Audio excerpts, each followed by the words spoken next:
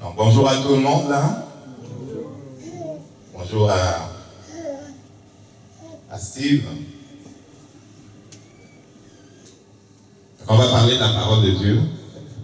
Et le titre, c'est la parole de Dieu et rien d'autre.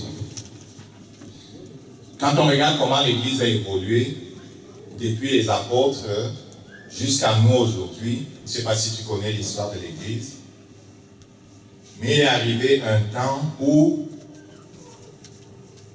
d'une certaine façon, l'Église a été prise en otage. Prise en otage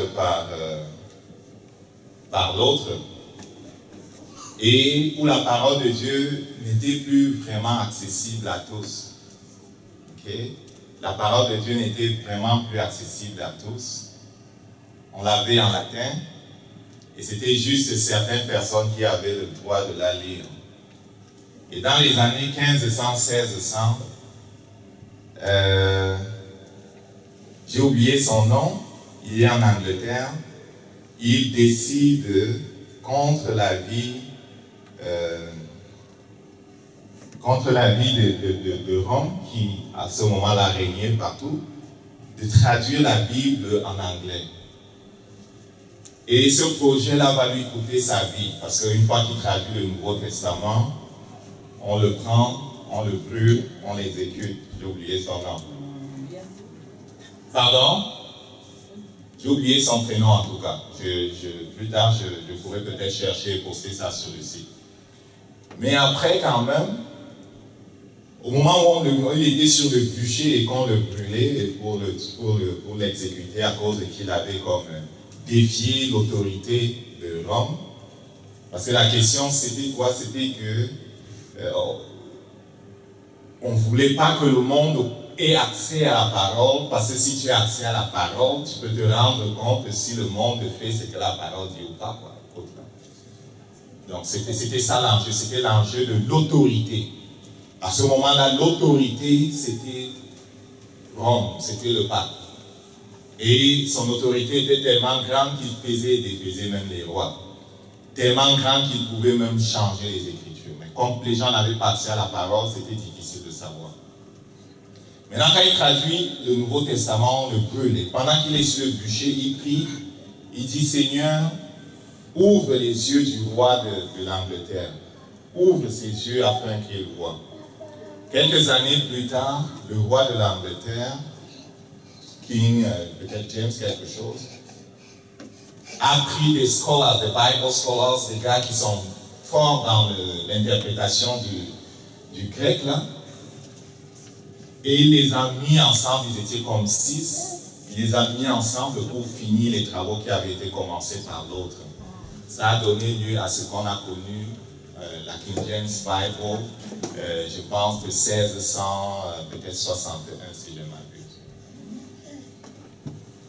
Donc, quand on dit les Écritures et rien d'autre, l'enjeu ici, c'est celui de l'autorité. Pour nous chrétiens, la parole de Dieu est vraiment la parole de Dieu. C'est-à-dire, la Bible est vraiment la parole de Dieu. Maintenant, on va dire de quelle Bible tu parles. Parce qu'il y en a qui ont 66 livres, il y en a qui ont X livres, il y en a des livres deutérocanoniques et ci et ça. Mais on parle du canon, le canon de 66 livres. Okay? C'est la parole de Dieu. Et quand on dit que c'est la parole de Dieu, cela veut dire qu'on croit que Dieu existe et qu'il est suprême. Et lorsqu'il parle, on doit se soumettre à lui. Et quand on dit rien d'autre, cela veut dire qu'il ne nous est pas permis d'ajouter, il ne nous est pas permis de retirer. Est-ce qu'on comprend ça? Il ne nous est pas permis d'ajouter à ce que la parole de Dieu dit, il ne nous est pas permis de retirer. Certains disent que là où la Bible se tait, tu te tais. Tu ne parles pas là quand la Bible n'a pas parlé. Est-ce qu'on comprend ça? Là où la Bible se tait, tu te tais. Là où la Bible n'a pas parlé, tu n'ajoutes pas. C'est ça qu'il dit, tu n'ajoutes pas, tu ne retranches pas. Et ça a été un enjeu pendant longtemps. Et aujourd'hui encore, cela reste un enjeu important. Je veux prendre le cas qui nous concerne simplement en tant que chrétiens. où il est important pour nous d'avoir les Écritures, la parole de Dieu comme le fondement de notre vie et aussi la source de la vérité. Amen. Parce que quand on parle de vérité, certains vont dire, mais les scientifiques ont dit, les philosophes ont dit, les astronomes ont dit, ceux-ci ont dit, la science dit. Écoute, je vais te dire ce qu'est devenu la science aujourd'hui. La science est devenue aujourd'hui une religion. Hein?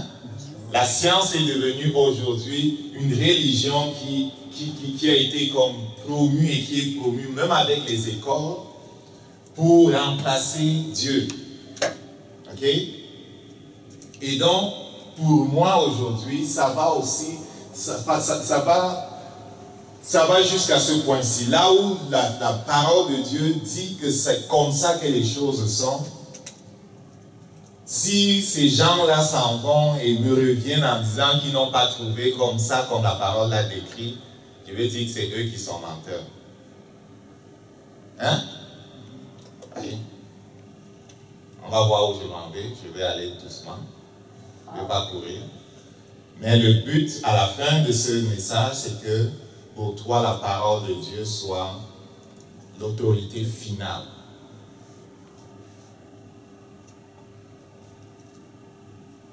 Et on dit qu'elle suffit.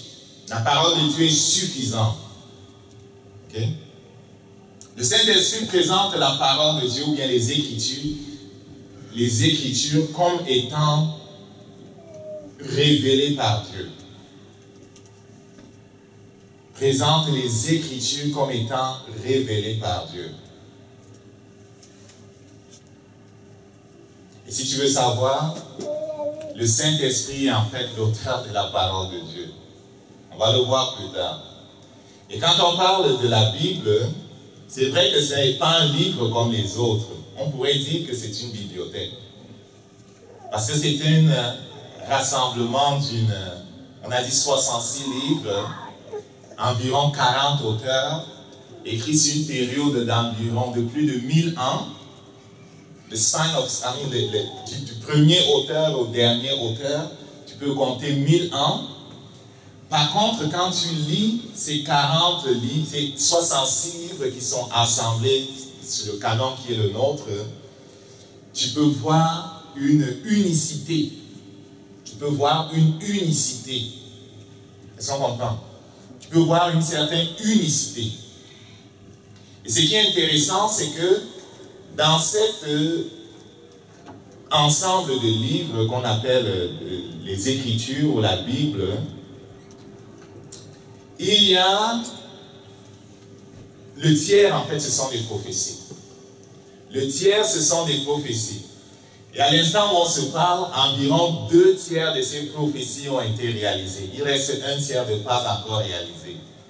Mais si 2 tiers ont été réalisés, avec une exactitude chirurgicale, une exactitude phénoménale, une exactitude dont les calculs de probabilité donnent des chiffres astronomiques, cela ne peut pas être le fait du hasard. Est-ce que quelqu'un me comprend là? Souvent, quand on va parler de la foi en Dieu, certains vont penser qu'on les invite à déposer leur cibou, à déconnecter, à débrancher leur cerveau, parce que cela ne sied pas à comprendre Dieu, d'être intelligent. Je suis intelligent, et tu l'es aussi. Dieu nous a créés intelligents. Tu es intelligent. Le cerveau est utile, il sert à quelque chose. Notre raisonnement est utile, il sert à quelque chose. Est-ce que quelqu'un comprend ça? J'ai fait les mathématiques. Okay? La série C, maths et physique. Okay? J'ai fait les calculs de Newton. Bien que ces calculs sont basés sur des faussetés, j'en ai quand même calculé. J'ai fait des calculs avec ces formules. Okay? Donc, ce n'est pas une invitation à déposer dans ton intelligence, mais c'est simplement une invitation à justement utiliser ton intelligence pour bien regarder ce que cette nouvelle religion veut nous pousser. Parce que n'oublie pas le but de cette nouvelle religion. Le but, c'est de sortir Dieu de la malle. Et j'ai dit en parlant des prophéties que Lorsqu'on parle lorsqu'on montre à ces gens-là les prophéties qui ont été accomplies, qu'est-ce qu'ils disent? Ils disent que c'est le fait du hasard. Ils disent que c'est le fait du hasard. On va regarder quelques-unes et tu vas voir si c'est le fait du hasard. Ok? Ça ne peut pas être le fait du hasard. J'ai lu certains livres, je ne vais pas les citer, c'est très grave. Il y a beaucoup de choses que j'ai lues que je ne vous ai jamais dit. Et dans certains livres, ils ont dit, nous allons détruire Dieu. Nous allons combattre Dieu.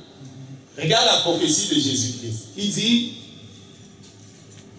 en parlant du royaume de Dieu, c'est semblable à un homme qui est allé se faire couronner roi. N'est-ce pas? Alors qu'il va se faire couronner roi, les gens de son pays complotent pour dire qu'on ne veut pas que celui-là règne sur nous. Jésus a-tu dit cette parabole-là? Jésus a parlé de ça, n'est-ce pas? Ça doit être peut-être dans Matthieu chapitre 13. Ok, je n'avais pas prévu de parler de ça, je ne veux pas aller dedans, mais Camille a parlé de ça. Il a-tu parlé de ça? Oui. Quand Jésus parle de quelque chose où il est dedans, il est en train de dire ce qui se passe. Jésus est allé se faire couronner roi. Et de fait, Dieu l'a fait roi et Seigneur. Pourquoi? Parce qu'il est mort à la croix pour racheter la race d'Adam. Et dans le ciel, il a été couronné. Mais qu'est-ce qui se passe sur la terre? Qu'est-ce qui se passe sur la terre? Nos philosophes, nos docteurs et ces soi-disant hommes de Dieu sont en train de comploter pour déloger Jésus-Christ. Et le psaume 2, le Saint-Esprit dit dans le psaume 2, c'est un psaume qu'il faut que tu connaisses parce que ça décrit ce qui se passe. Le psaume 2, je ne suis pas en train de diverser, d'aller à gauche et à droite là, mais on va revenir ici, c'est comme le contexte. Le psaume 2, tu vas voir, le psaume 2 te dit ce qui est en train de se passer et c'est en rapport avec ce que Jésus-Christ a parlé dans cette parabole-là. Et ça dit quoi? L'intronisation du roi. Ça, c'est quelle version? Bible du Sénat, ok. Bon. L'intronisation du roi. Pourquoi dans tant d'effervescence parmi les nations? Et pourquoi donc trament-elles tous ces complots inutiles? Tu connais le psaume 2? Tu fais bien de le connaître. Si tu ne le connais pas, va le connaître. Pourquoi les rois de la terre se sont-ils soulevés? Et les grands conspirent-ils? Il y a une conspiration mondiale. Conspirent-ils contre Dieu et contre l'homme qui a reçu son onction? Et une des façons dont ils conspirent, c'est qu'ils ont attaqué la parole de Dieu. C'est qu'ils ont cherché à diminuer la parole de Dieu. C'est qu'ils ont cherché à ridiculiser la parole de Dieu. C'est qu'ils ont cherché à enlever la parole de Dieu des mains des enfants de Dieu.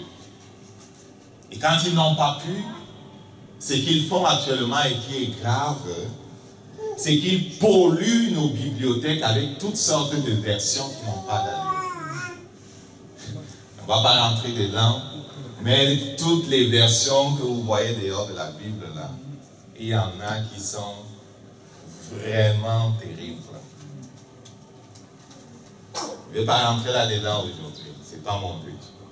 Mais ce que je veux dire, c'est que la parole de Dieu est l'autorité pour nous. Et lorsqu'elle parle de quelque chose, il ne veut rien savoir ce que les hommes disent. Parce qu'elle est en avance sur les hommes. Il dit au verset 3, ils s'écrient ensemble, faisons sauter leurs liens. Les liens de qui? Les liens du Père et de Jésus. Qui c'est le Père et Jésus? C'est les créateurs de tout. Faisons sauter les liens. Jetons au loin leurs chaînes. Cela veut dire on ne veut pas qu'ils règnent sur nous. On ne veut pas qu'ils soient sur nous. C'est Satan qui a commencé ça dans le ciel. Au verset 4. Il rit. C'est lui qui siège sur son trône dans les cieux.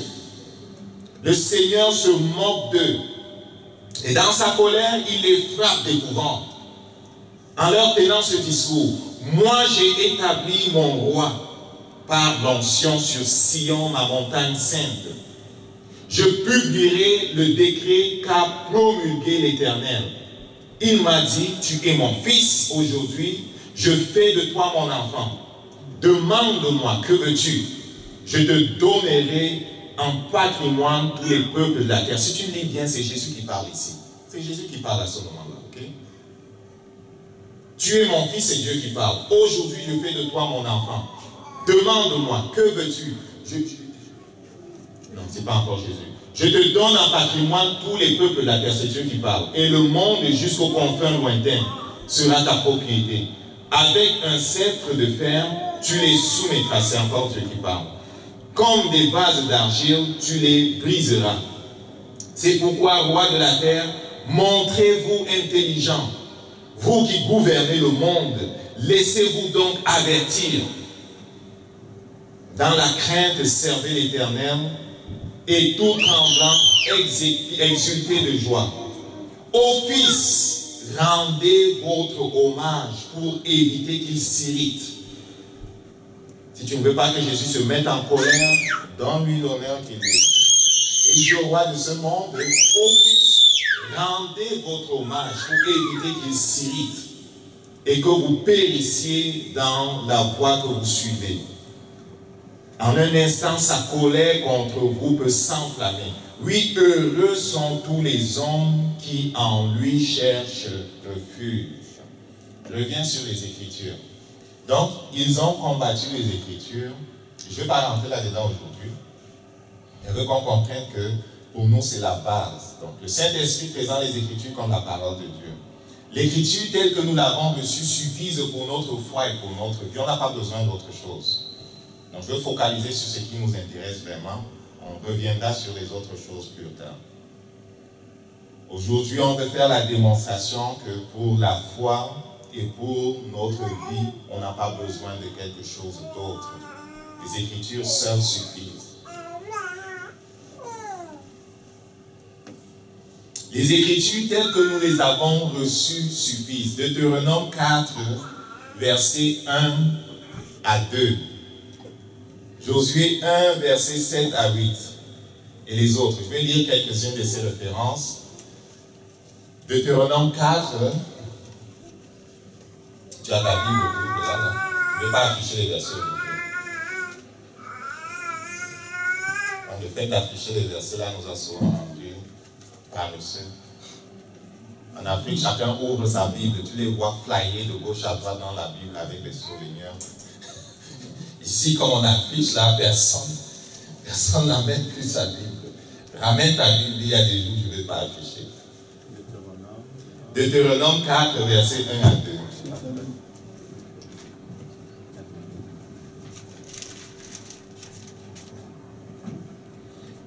Maintenant, Israël, écoute les commandements et les lois que je t'enseigne.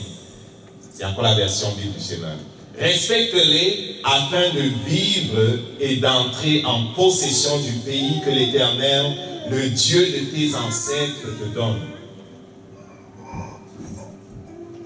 Vous n'ajouterez rien à ce que je vous commande, vous n'en retrancherez rien, vous obéirez au commandement de l'Éternel, votre Dieu, que je vous transmets.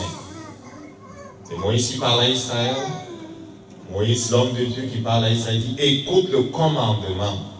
Et si tu vois bien le mot, ce n'est pas la suggestion, c'est le commandement. Dieu ne demande pas ton avis, Dieu t'instruit. C'est comme ça se passe. C'est ce qui t'instruit. Hein? C'est comme on dit dans la chaîne de commandement, là, sur instruction du président de la République. Tout le monde fait des cours pour faire ce que le président a dit. Ok? Donc, Dieu commande, il ne demande pas si ça fait du sens.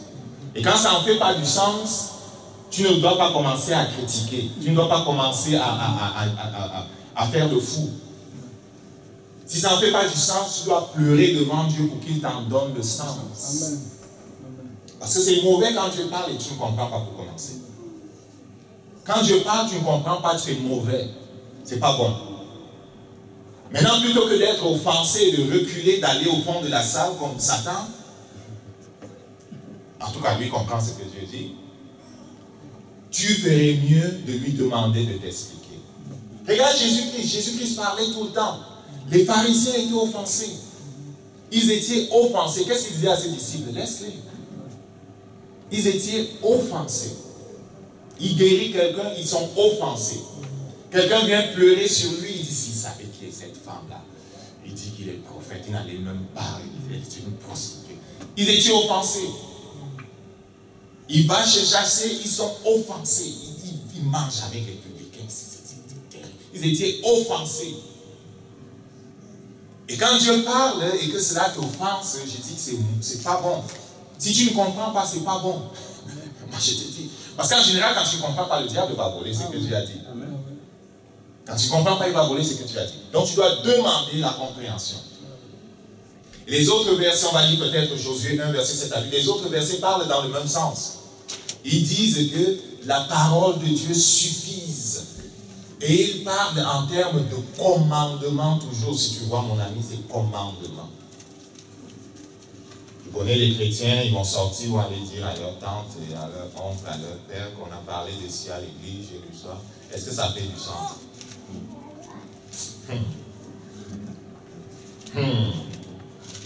Demande à ton oncle et à ta tante si Dieu a raison, si Dieu est sensé dans sa façon de parler. Continue.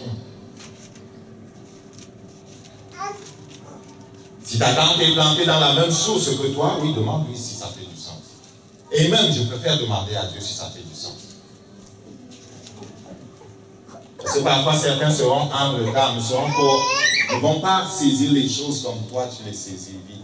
Ils vont les saisir plus tard. Regarde, Jacques, le frère de Jésus, là, c'est plus tard qu'il est devenu chrétien. Il ne comprenait pas Jésus au début, hein. C'est plus tard. Certains, c'est plus tard. Donc, ne laisse pas les autres te mettre à leur vitesse, te ralentir. Certains vont dire que tu vas trop vite. Oh, vite pour qui? Vite pour qui? Quand Dieu a parlé, tu attends une semaine, 2 semaines, 1 mois, certains. Il réfléchit sur ce que Dieu a dit. Il réfléchit aux conséquences. Pendant 3 mois, tu réfléchis aux conséquences, alors c'est clair, ce que Dieu a dit. Tu regardes si on va te déshériter, tu regardes si tes frères vont t'isoler, tu regardes ce que tu vas perdre pendant 3 mois. Certains pendant toute la vie. Et c'est sur leur lit de mort qu'ils commencent à se repentir. Josué 1, verset 7 à 8.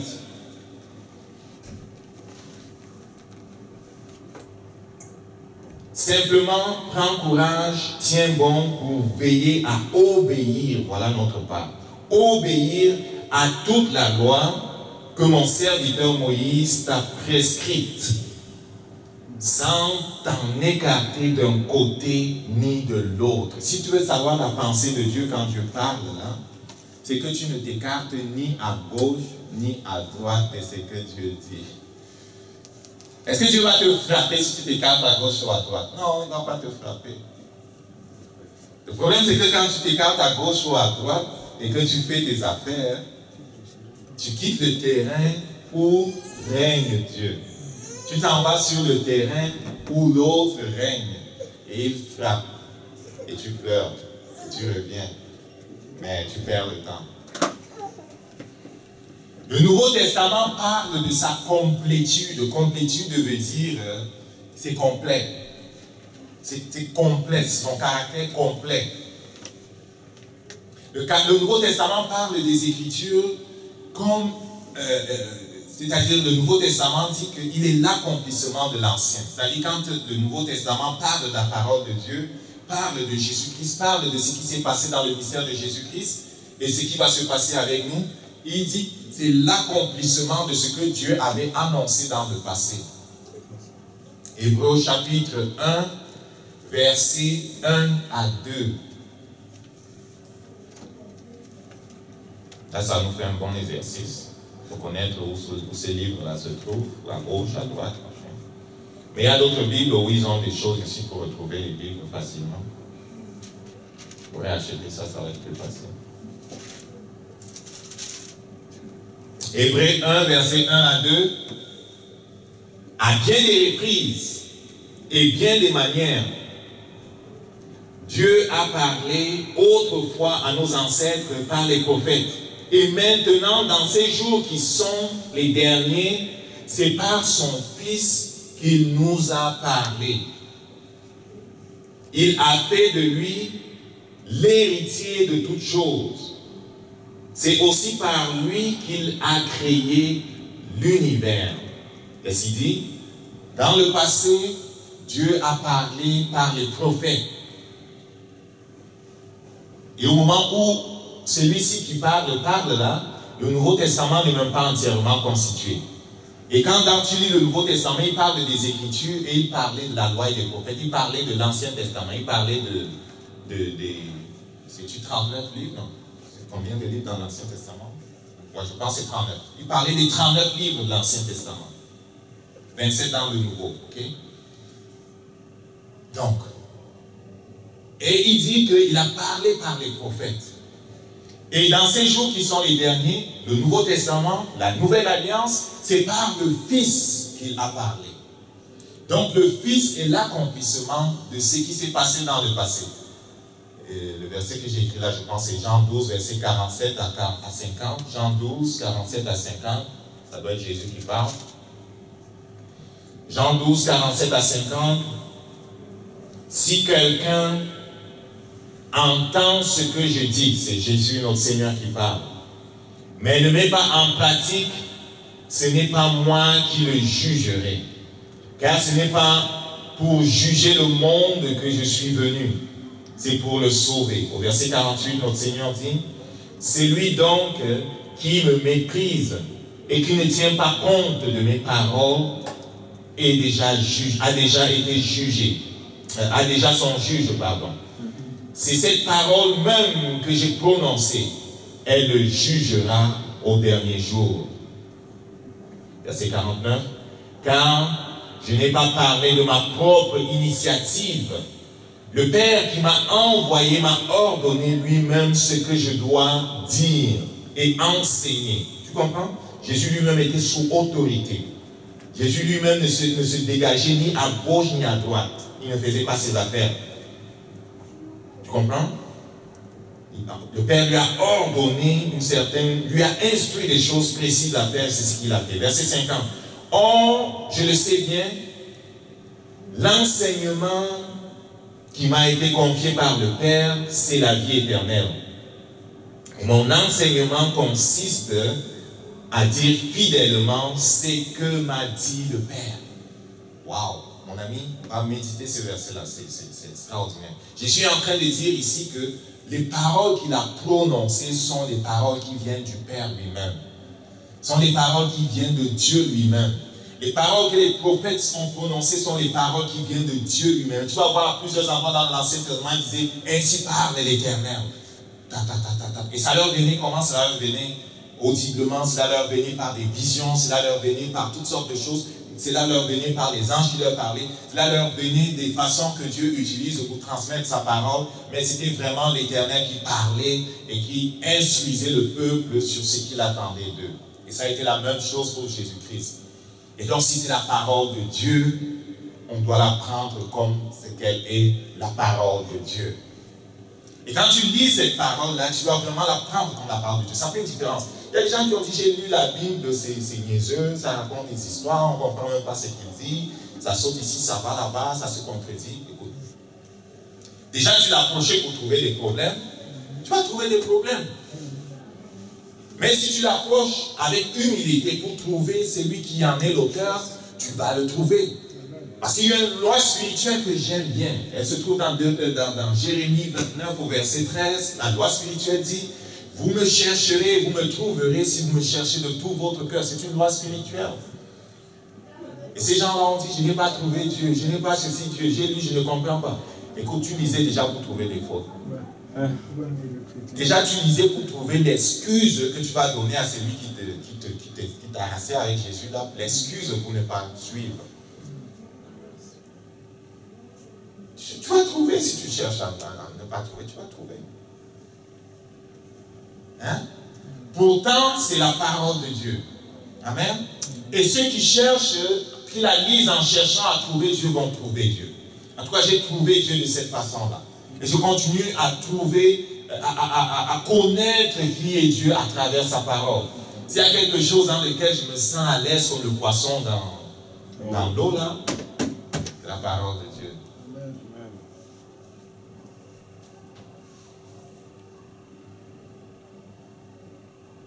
Je laisse lire Éphésiens 2, verset 20. Le Saint-Esprit nous met en garde contre les dangers suivants. Se détourner des Écritures. C'est un danger présent, mon ami. C'est un danger présent. L'autre danger, c'est ajouter ou retirer. 2 Thessaloniciens 2, versets 1 à 2. 2 Thessaloniciens 2, versets 1 à 2.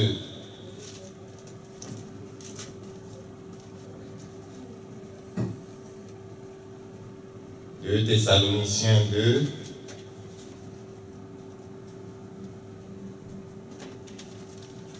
Wow, avec le téléphone, c'est plus facile.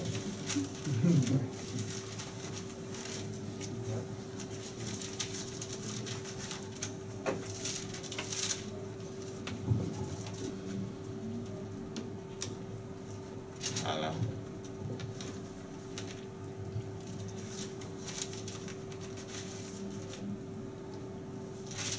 Voilà, je suis là. 2 Thessaloniciens 2, versets 1 à 2. Paul. Sorry. 2, versets 1 à 2. 2 Thessaloniciens 2, oui, verset 1 à 2, ok. Au sujet de la venue de notre Seigneur Jésus-Christ, c'est ça? Oui. Et de notre rassemblement auprès de lui, nous vous demandons, frères, de ne pas vous laisser si facilement ébranler dans votre bon sens, ni troubler par une révélation, un message ou une lettre qu'on nous attribuerait et qui prétendrait que le jour du Seigneur serait déjà là. Et s'il dit, ne vous laissez pas ébranler. Parce que qu'est-ce qui se passait? Les gens écrivaient toutes sortes de choses. Les gens envoyaient des lettres dans les églises où Paul avait prêché le message et il disait que Jésus est déjà venu. Les gens ajoutaient aux Écritures. Les gens détournaient les Écritures. Les gens tordaient les Écritures. Il y avait ce qu'on appelle le gnostisme. Il y avait les religions dans les pays... Puisqu'il était dans les pays des païens, là, les Éphésiens, tous ces gens-là, ils avaient toutes sortes de choses. Les religions comme sciences secrètes, la gnostique et puis les autres choses, de qui vient tout ce qu'on connaît comme les sectes pernicieuses, là, ça existait à ce moment-là. Et ça faisait courir toutes sortes d'affaires. Ça ajoutait aux Écritures. Ça retranchait les Écritures. Ça tordait les Écritures. Et les autres versets parlent de ça, de ce danger-là. Le Saint-Esprit nous met en garde contre ça. Parce que quand tu tords les Écritures, quand tu peux dire à la parole de Dieu ce qu'elle n'est pas, tu es en train d'attaquer Dieu lui-même. Et comme je vous ai parlé des différentes versions de la Bible qu'on a pollué les bibliothèques chrétiennes avec actuellement, là, c'est dans l'objectif de tordre les Écritures. C'est dans l'objectif de diminuer l'autorité de la parole de Dieu. Ils ont dit, ok, vous voulez les traductions, on va vous en donner les traductions. On a floppé, on a rempli avec les traductions. Quand je vais me chercher une King James de l'ancien temps.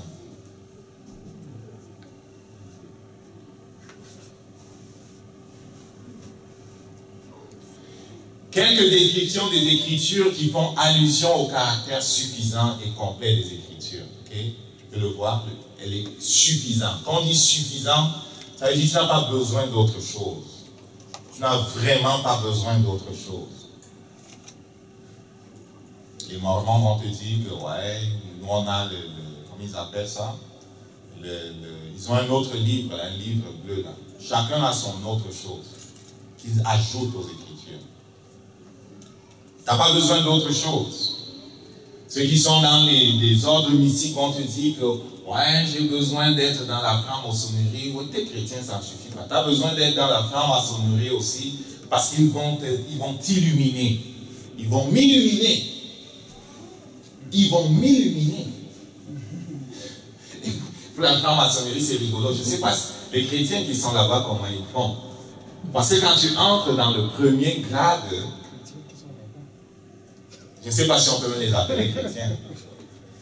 Je ne sais pas si on peut les appeler chrétiens. Le vœu que tu fais, c'est que tu dis que tu viens chercher la lumière. Tu as les yeux attachés, on te fait rouler. Dans le vœu que tu fais, tu dis que tu viens chercher la lumière.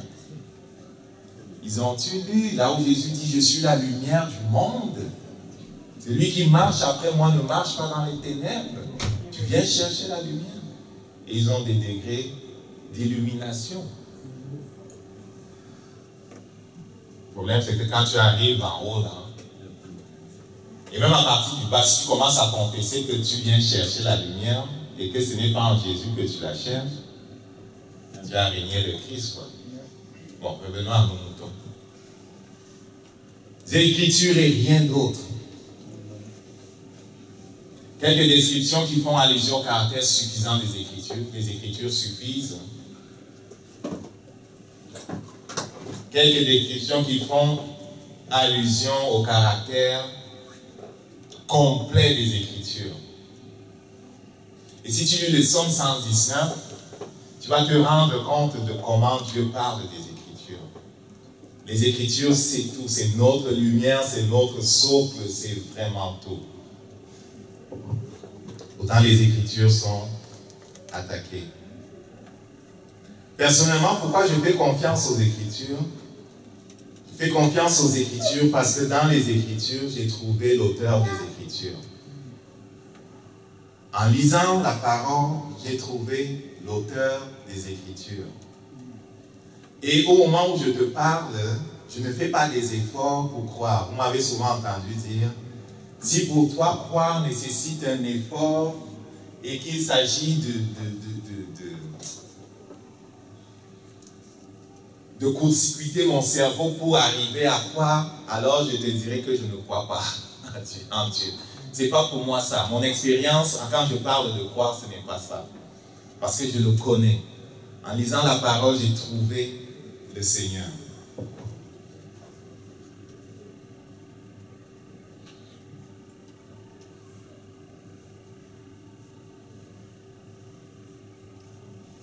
Je vous ai dit que 2 tiers des prophéties se sont accomplies. Dans le livre d'Ésaïe, 700 ans avant que cela n'arrive, il a été prophétisé que la Vierge aura un enfant. 700 ans avant que cela n'arrive. Avant que cela n'arrive, dans Isaïe au chapitre 53, pour celui qui sait lire, sans vouloir forcer ce que le Saint-Esprit écrit dans Isaïe au chapitre 53, longtemps avant que cela n'arrive, on décrit la mort de Jésus-Christ. On décrit la mort de Jésus-Christ à la croix. Le Saint-Esprit décrit la mort de Jésus-Christ à la croix. 700 ans avant que cela n'arrive. Dit qu'il a été brisé pour nos transgressions, l'iniquité qui devait revenir sur nous et aller sur lui. C'est à cause de ça qu'on a reçu la paix.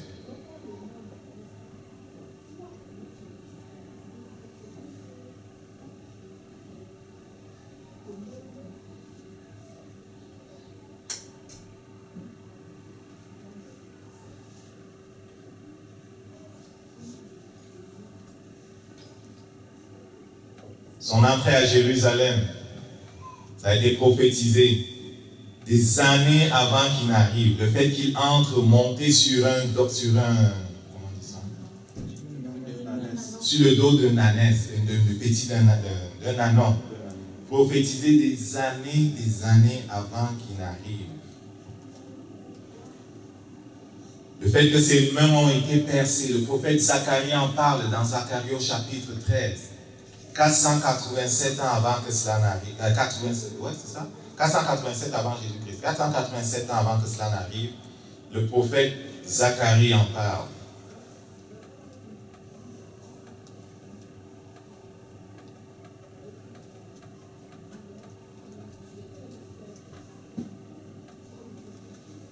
Il y a un tas de prophéties, un tas de prophéties.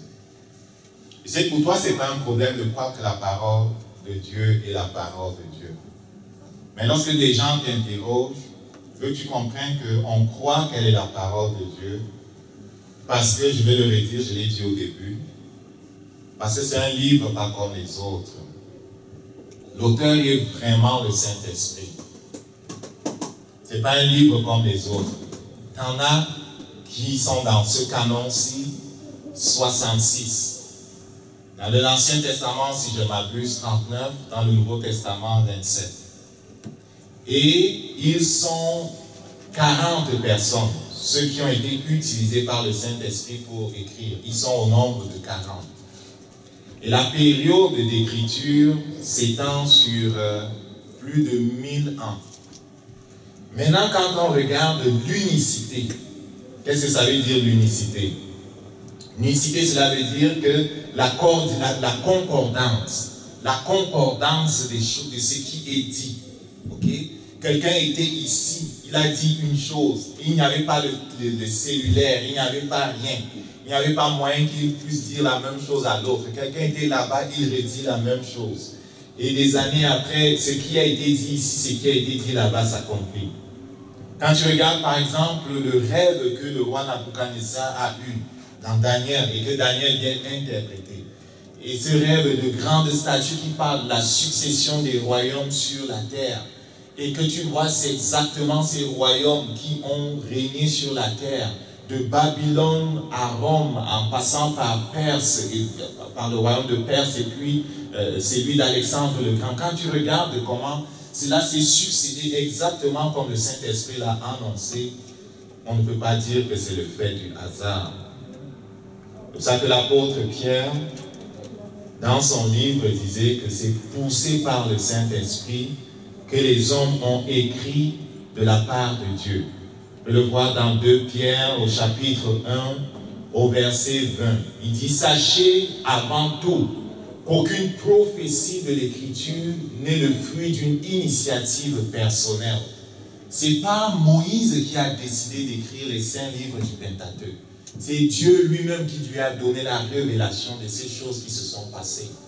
C'est Dieu qui lui a donné la révélation de ces choses. Ce n'est pas lui qui a décidé de les écrire. Okay? Les psaumes que David a écrits, jusqu'à il parle de la mort de Jésus, il parle de ceci. C'est que Zacharie a écrit, c'est que chacun de ceux-là a écrit. Ce n'est pas de leur initiative personnelle. Et le Saint-Esprit dit ici, par la bouche de Pierre, avant toute chose, sachez avant toute chose qu'aucune prophétie de l'Écriture n'est le fruit qu'aucune prophétie de l'Écriture n'est le fruit d'une initiative personnelle.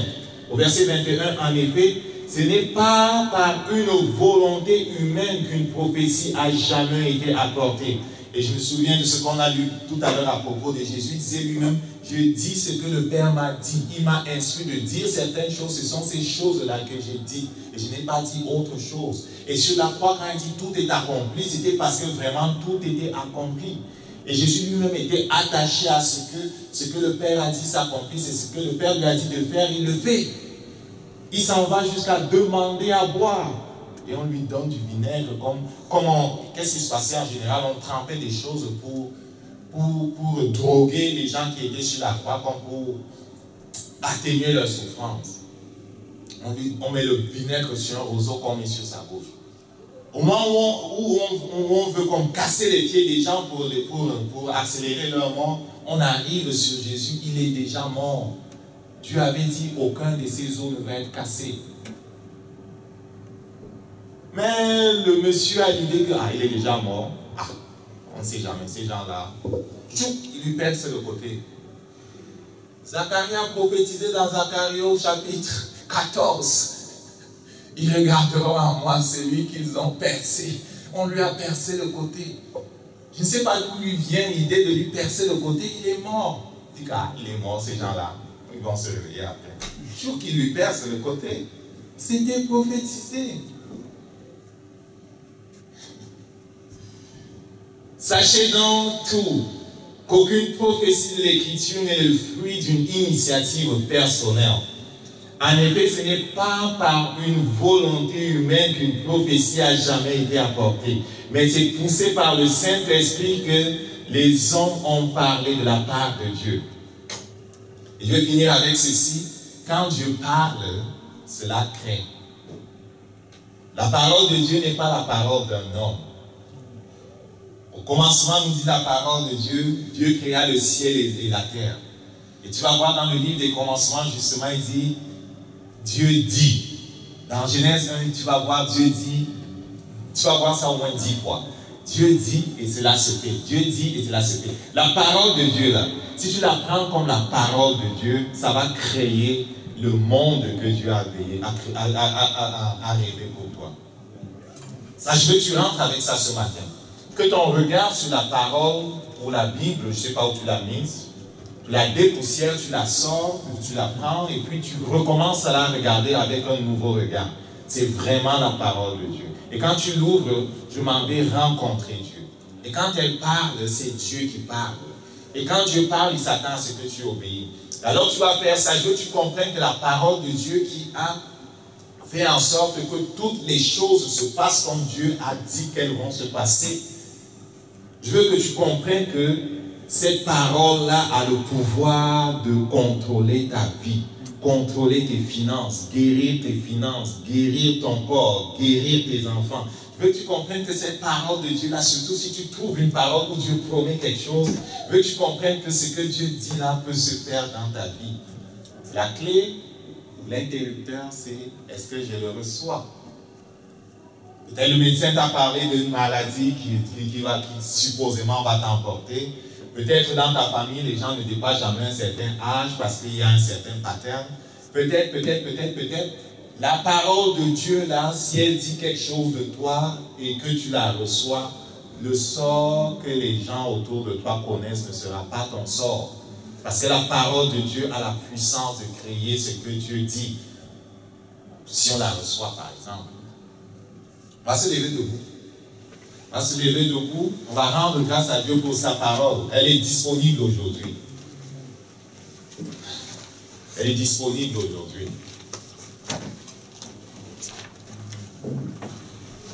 Elle est disponible aujourd'hui. Elle te permet de rencontrer le Dieu vivant, qui est ton Père et qui aspire à conduire ta vie.